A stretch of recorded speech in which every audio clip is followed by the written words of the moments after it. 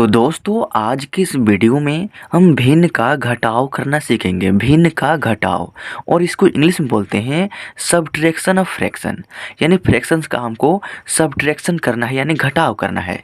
तो देखिए हमारा फ्रैक्शंस कहाँ पर है। तो यहाँ पर देखिए ये 7/2 जो है ना एक फ्रैक्शन है। फ्रैक्शन क्यों है? फ्रैक्शन को हिंदी में बोलते हैं भिन्न। यानी 7/2 जो है ना यह एक भिन्न है। भिन्न क्यों है? क्योंकि भिन्न का रूप होता है p/q। यानी p/q के रूप में कोई भी संख्याएं दिखे तो उसको हम भिन्न बोलते हैं।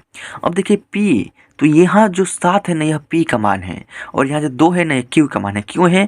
क्योंकि भिन्न का रूप होता है p/q और इस बटा के ऊपर वाला जो नंबर है ना यह p का वैल्यू होता है जिसको हम अंश बोलते हैं और इस बटा के नीचे वाला जो वैल्यू q का मान है ना इसको हम हर बोलते हैं। समझ रहे हैं ना। अब देखिए 7/2 एक भिन्न हो गया, इसमें से माइनस करना है 11/6 एक दूसरा भिन्न। इसमें अंश का मान जो है 11 है और हर का जो मान है ना यहाँ पर 6 है। अब देखिए इसको सॉल्व करने का आसान तरीका क्या है। देखिए इस बाटा के नीचे वाला जो नंबर इसको हर बोलते हैं और इसके बाटा के नीचे क्या है 6 है, इसको भी हर बोलते हैं। तो दोनों संख्याओं का यानी दोनों भिन्नों का जो हर संख्या है ना यानी 2 और 6, इसका हमको सबसे पहले एलसीएम यानी लघुत्तम निकालना होगा। तो चलिए हम यहाँ पर 2,6 का एलसीएम निकालते हैं। तो ये जो है 2 से कटेगा। देखिए यहाँ पर हम लिखेंगे 2 के पहाड़ा में 2 जो है एक बार में कमा है तो कमा, 2 के पहाड़ा में 6 जो है ना 2 तिहाई 6 3 बार में है। अब देखिए नीचे वाला लाइन में यहाँ पर 3 बच गया और यहाँ पर हमने 2 से कटाया है तो इस 2 का मल्टीप्लाई करेंगे 3 में। तो जब 2 का मल्टीप्लाई करेंगे 3 में तो 2 तिहाई का आपका 6 हो जाएगा। यानी 2 और 6 का एलसीएम हमारा यहाँ पर 6 आ गया। तो जब हमने एलसीएम निकाल लिया तो करना क्या है। देखिए जितना बड़ा क्वेश्चन है ना उतना बड़ा आपको एक नीचे लाइन खींच लेना है और बीचों बीच में जो आपका 6 एलसीएम आया है ना उसको यहाँ पर बीचों बीच नीचे में यहाँ पर लिख देना है। अब देखिए 2 और 6 का एलसीएम हमने 6 निकाला है। अब इसी 2 से और इसी 6 से बारी बारी से इस एलसीएम में भाग करेंगे और जो भागफल प्राप्त होगा ना उसका गुना हम ऊपर वाले नंबर में करके यहाँ पे लिखेंगे और फिर यहाँ पर भी ऊपर नंबर में करके हम यहाँ पे लिखेंगे। तो सबसे पहला काम इस 2 से आपको भाग करना है 6 में। यानी 2 का पहाड़ा पढ़ना है कि कितने बार में ये 6 आता है। तो चलिए पढ़ते हैं। 2 एकम 2, 2 दूनी के 4, 2 तिहाई के 6 यानी 3 बार में 6 आ गया।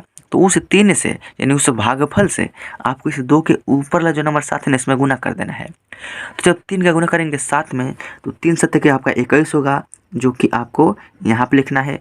उसके बाद माइनस का चिन्ह है तो माइनस का चिन्ह हम भी यहाँ पर लगा देंगे। अब देखिए जब इतना काम हो गया तो आपको फिर से इस 6 से भाग करना है इस 6 में। यानी 6 का टेबल पढ़ना है कि कितने बार में ये 6 आता है। तो देखिए 6 एकम 6 यानी एक बार में आ गया। तो वह जो एक है ना वो हमारा भागफल है तो उस भागफल का गुना करेंगे इस 6 के ऊपर वाला नंबर 11 में। तो जब 11 का गुना करेंगे 1 में तो आपका होगा 11 हो गया ना। अब देखिए करना क्या है, यहाँ पर 21 में से 11 को घटाना है। तो देखिए 1 में से 1 घटाएंगे ना तो आपका होगा 0 और 2 में से घटाएंगे ना तो आपका होगा 1। बाटा में क्या है 6 है तो यहाँ पर भी बाटा में हम 6 लिख देंगे। अब देखिए 10/6 है, इसको हम काटेंगे। देखिए 2 के पहाड़ा में 10 जो है ना 5 बार में है, 2 के पहाड़ा में 6 जो है ना 3 बार में है और इस क्वेश्चन का फाइनल आंसर 5/3 यहाँ पर हमारा आ चुका है। अब ये है हमारा सेकंड नंबर क्वेश्चन। इसको भी हम बड़ी आसानी सॉल्व करेंगे और इसको सॉल्व करने के बाद आपको और आसान तरीका से आपको समझ में आ जाएगा। तो देखिए करना क्या है, यहाँ पर देखिए 12/7 यह क्या एक भिन्न है। चूंकि भिन्न का रूप होता है p/q तो ये p/q के रूप में है ना। अब देखिए इस भिन्न में से माइनस करना है 11/14 एक दूसरा भिन्न। तो इसको हम क्या बोलेंगे, भिन्न का घटाव बोलेंगे। क्यों? क्योंकि माइनस करना है एक भिन्न में से दूसरा भिन्न। समझ रहे हैं ना।